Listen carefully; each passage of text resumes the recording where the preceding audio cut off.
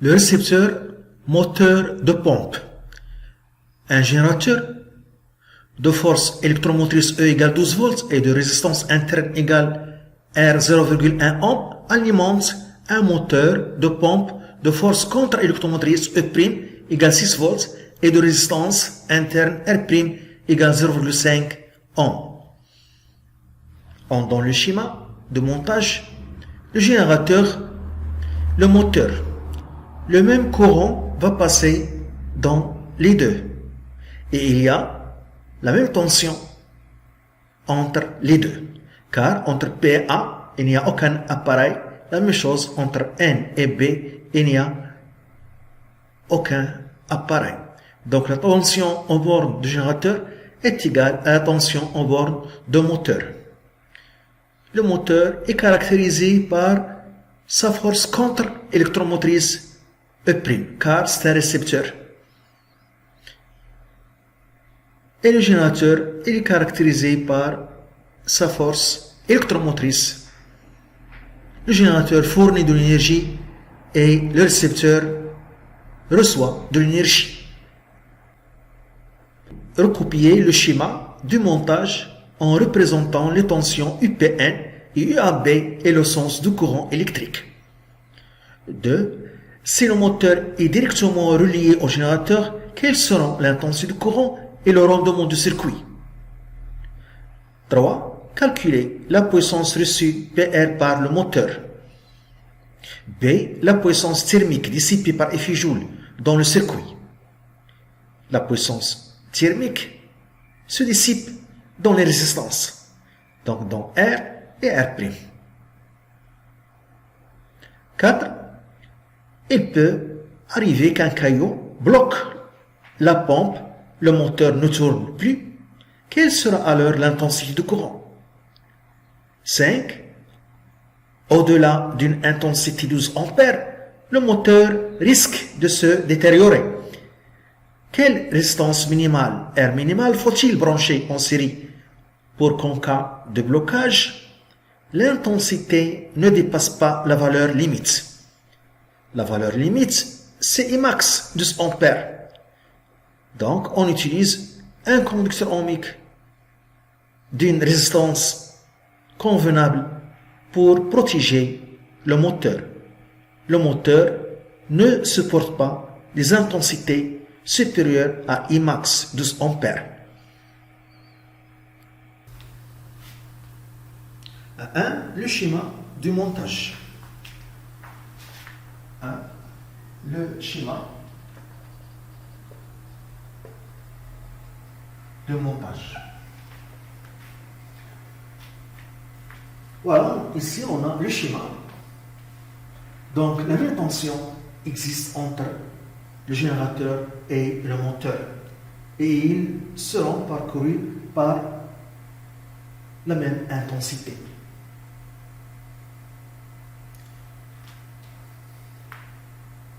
Deuxièmement, l'intensité du courant et le rendement du circuit. L'intensité du courant. I et le rendement du circuit.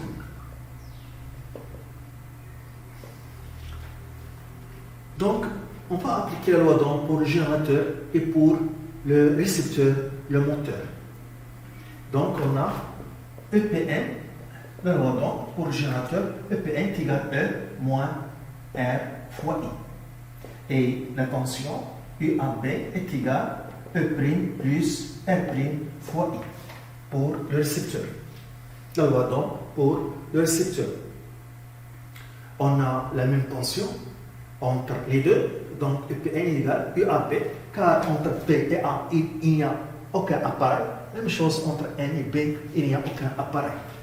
On a UPN est égal à UAB. Donc E moins RI est égal à E' plus R' fois I. Donc E moins E' est égal à RI plus R' fois I. Donc E moins E' est égal je factorise par I, R plus R' fois I. Donc on cherche I est égal à E moins E' sur R plus R'.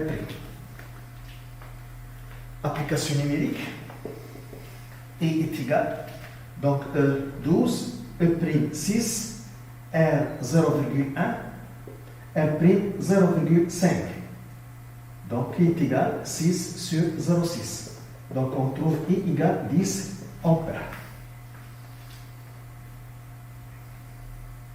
C'est l'intensité qui traverse les deux dipoles, le générateur et le moteur. Le rendement du circuit, le rendement de circuit. Par définition, donc le rendement du circuit, c'est E' sur E. Voilà. E' 6 et E 12. Donc, on trouve 0,5. Donc, rond égale 0,5, c'est 50 sur 100. Donc, 50%. Le rendement exprimé en pourcentage.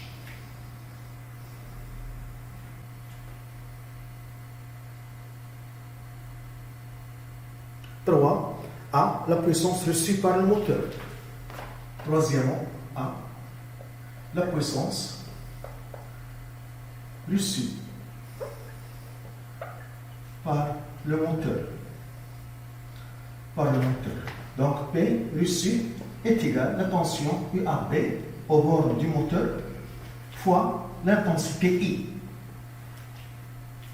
Donc la tension UAB, c'est E' plus R fois R' fois I, le tout fois I.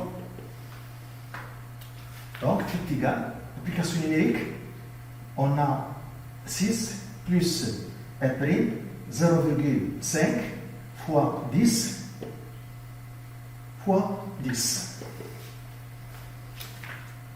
Donc ici 11 fois 10, donc 110 watts. C'est la puissance consommée par le moteur. La puissance consommée, c'est l'énergie consommée pendant une seconde. B, la puissance dissipée par effusion dans le circuit. B, la puissance dissipée, perdue, dissipée par effusion dans le circuit.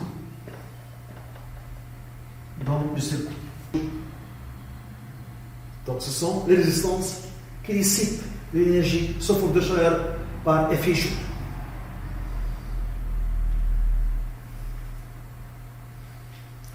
Donc ce sont les résistances qui dissipent l'énergie électrique sous forme de la chaleur par effet Joule.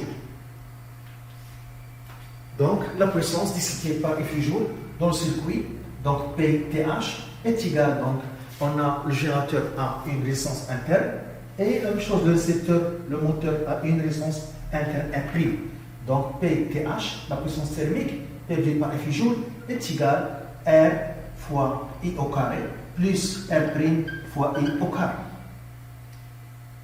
Donc il est égal, donc 0,1 fois 10 au carré plus 0,5 fois 10 au carré.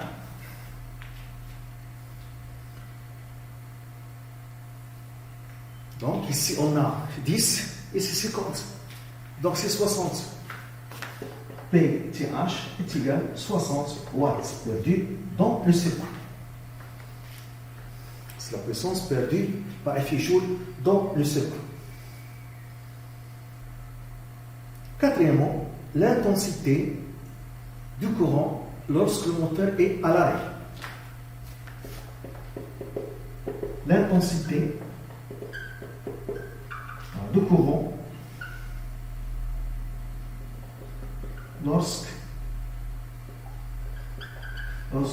le moteur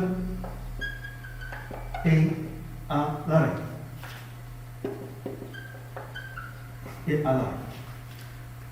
Bloqué.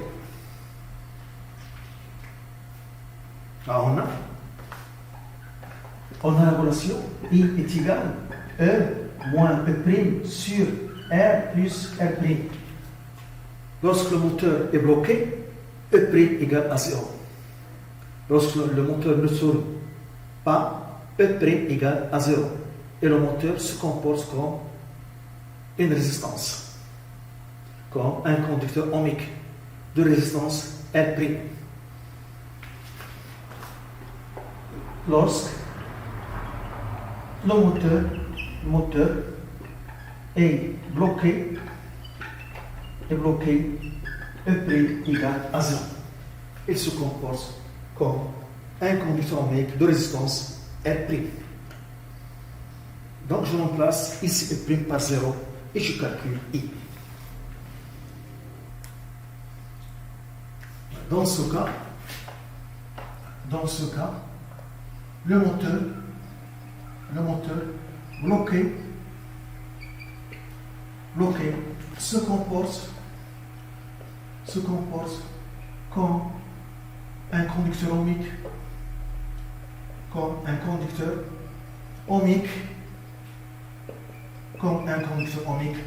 de résistance R'.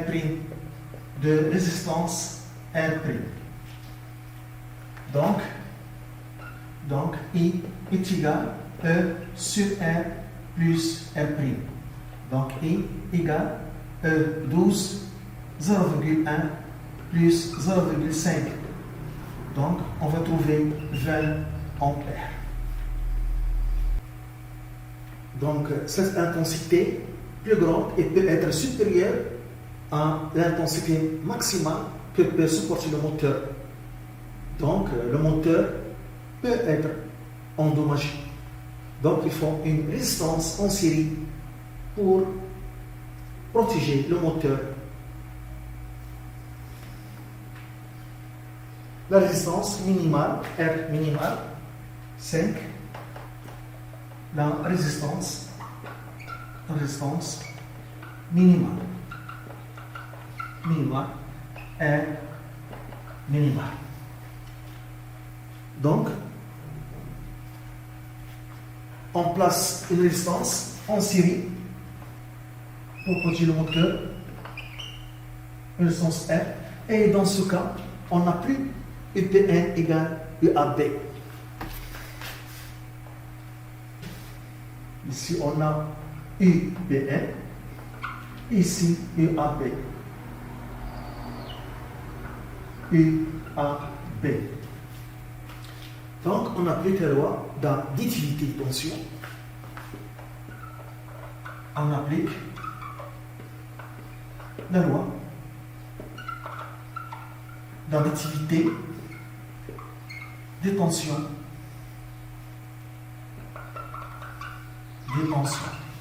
Donc, UPN égale UPA plus UAB plus UPN.